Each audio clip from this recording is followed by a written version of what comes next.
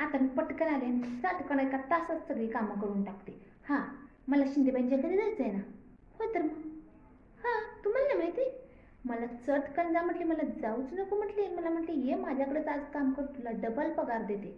मी म्हटलं नाही बाई, मी जाऊन येते ताईंच्या घरी. हा तर मग कोण करणार ताईंचं, मला लालच देत होते पैशाचं, मी नाही घेतलं. अहो काय नाही, त्यांच्याकडे किट्टी पार्टी आहे म्हण. कसली ती किट्टी का मिट्टी पार्टी, तुम्हाला नाही सांगितलं? अगो बाई, एवढी शेजारी कसं सांगितलं नसेल? त्या वर्माबाईला सांगितलं, त्या काळीला सांगितलं, त्या पलीकडच्या ढोलीला सांगितलं, सगळ्यांना सांगितलं. एवढं ते एवढं त्या पावलट पूजीला पण सांगितलं की मागच्या अपार्टमेंटमधली नाही का ती काळी, तिला मी सांगितलं. तुम्हालाच कसं सांगितलं नसेल? का बरं असं करत असेल? मला तर काय माहीत नाही बाबांनो.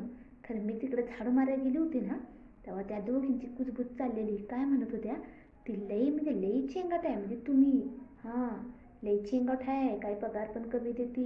आम्ही किती पगार देतो कामवाल्या बायांना, हिच्यापेक्षा डबल पगार देतो म्हण. आणि ही बाई पगार तर कमी देते ते देते, आणि वरनं काही खायचा तुकडा देत नाही असं म्हणाल त्या बाई.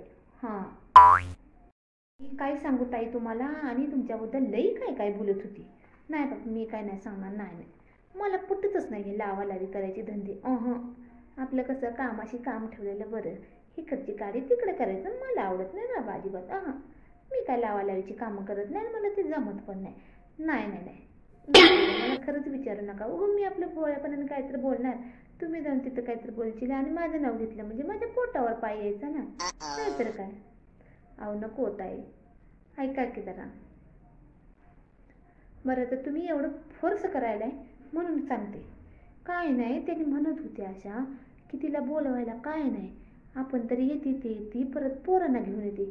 परवा बड्डे नव्हता का तिच्या नातीचा, तेव्हा तुम्ही गेला होता ना हौसनी, तशीच ती तवाच म्हणत होती आपण तर येते ते ती परत पोरांना पण घेऊन येते, खाती पिते आणि डबा भरून घेऊन जाते, असं नाव ठेवायला तिथं. माझं काय नाव सांगू नका बाबा. तुम्हाला सांगायचं, तुम्ही मला फोर्स करायला म्हणून सांगायला, नाहीतर कोण सांगितलं असतं बाई. मला तसली लावालावी करायची कामं अजिबात पटत नाहीत बाबा. हां, आता तुम्ही काय करा, तुम्ही त्यांची नुसती बघत राहा मज्जा. मी तुम्हाला सगळ्या खबरी पोचवत राहते. एक तुम्ही माझा हिस्सा हो म्हणून सांगायले, नाही तर मला असली आवडत नाही बाबा आपल्याला लावालावी करायला. बाई तुम्हाला काय सांगू ताई, परवा त्या शिंदेबाईचं आणि त्या आता तुमची किट्टी का मिट्टी पार्टी म्हणतात ना, त्या बाईचं, कांबळेबाईचं असलं जबरदस्त भांडण झालं होतं ना, असलं झिंज्या पकडायपर्यंत वेळ आली होती बघा. आणि हां, तिथंच लईच जोरजोरात म्हणजे तुमचं बी नाव यायला लागलं होतं की त्या बाईच्या तर नादाला तू लागलीस तर मी तुझ्याकडे कधी आयुष्यात येणार नाही, अशी ती शिंदेबाई ही कांबळेबाईला म्हणत होती तुमच्याबद्दल. तर सांगायचं म्हणून सांगायचे, पण मला इकडे तिकडे करायला अजिबात आवडत नाही का. हां, होय तर मग.